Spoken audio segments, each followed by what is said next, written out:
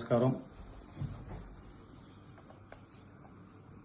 ఈ 25, 26, 27 ఈ 3 రోజులు జరిగినటువంటి పరిణామం పెద్దిరెడ్డి రామచంద్రరెడ్డికి నాటకం, కుట్ర, మోసం ప్రజలందరికీ కూడా వినేస్తున్నాను. సాక్షాత్ ముఖ్యమంత్రి పదవి, ఎంపీ పదవి ఇస్తే వద్దని రిజెక్ట్ చేసినట్టు వాడిని నేను.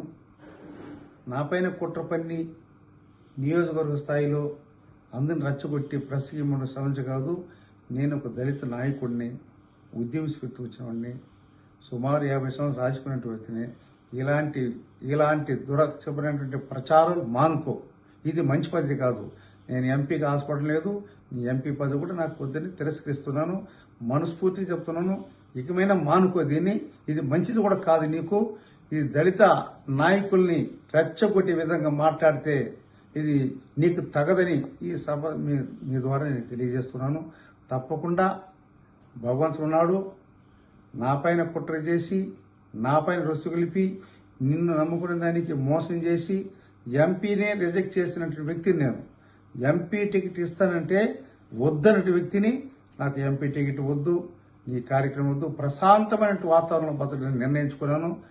భగవంతుడు ఎలా నిర్ణయిస్తే జరుగుతుంది. నేను ప్రజాసేవకునే తప్ప, ప్రజలకు సేవ చేయడానికి వచ్చాను తప్ప దోసుకోవడానికో దాచుకోవడానికో మింగడని కాదు. నీ అక్రమణాలు, నీ దురమక్రమాలు ప్రజలు చూస్తున్నారు. తప్పకుండా దాని ఫలితం నీవు అనుభవిస్తున్నావు.